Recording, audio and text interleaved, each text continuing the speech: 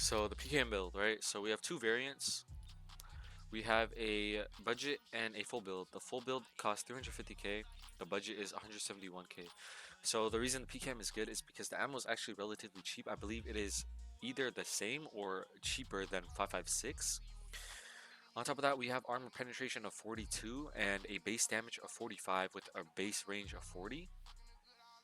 This is really good because we're going to be three-shotting like if someone's wearing a 120 out of 120 legendary armor, or let's say 110 out of 110 purple armor, you're breaking the armor in 3 shots, meaning your fourth shot and beyond is going to be doing raw damage, right? Raw 45 damage, okay?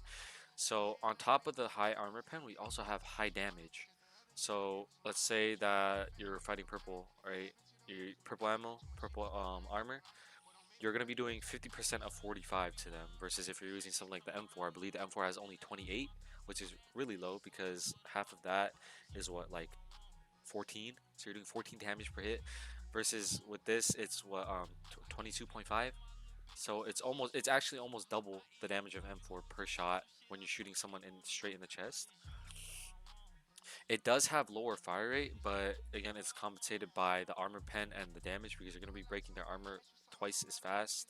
You know, because the M4 has, I think, 28 pen, so it's going to take an extra bullet to break the armor, and each shot you do when their armor's up, you're doing half damage of the PKM, right?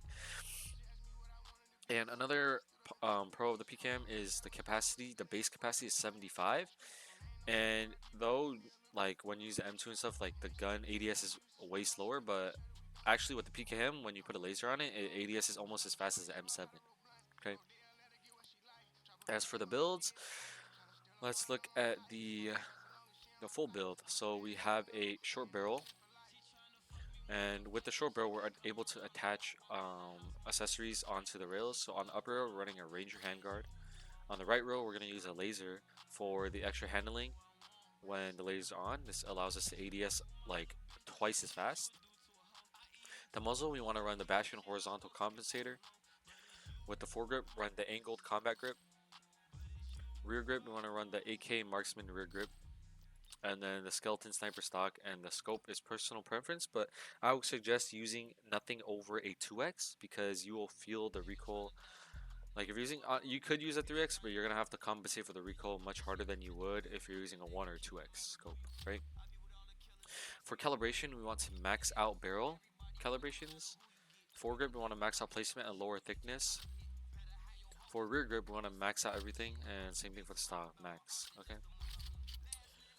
For the budget build, it's slightly different. The main difference is we are not running a barrel this time, and then you are going to want to run the multi-purpose tactical riser. This allows you to put a laser attachment on without having to use a barrel, right? And then you can put your choice of optics here, running the same stock, the same rear grip, and for the muzzle, we're going to be running the AK practical compensator, which is only 12k.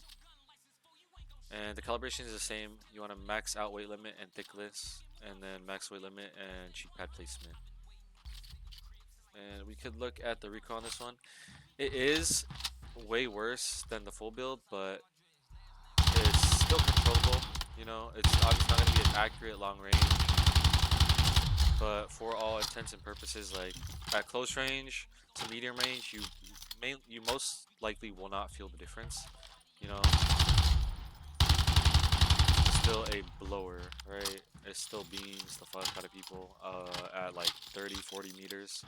You know, so you can see right here, recoil is controllable. You know, so it really depends if you are willing to spend that extra 170k for less recoil and stability. If you're mainly fighting like if you play normal, I would suggest you spend that 300k, 350k. If you're playing easy and you want a gun that's decently strong, I would suggest you just run 170k, because especially if you're doing something like zero dam or Space City's normal. But if you're doing like zero dam easy, I would suggest you just run the budget build, because you're not even going to be fighting like mid to long range very often.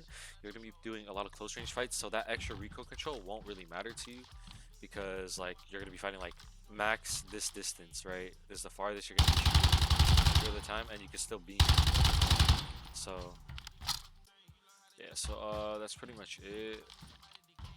I've seen a few other builds, but like for example these streamer builds, bro.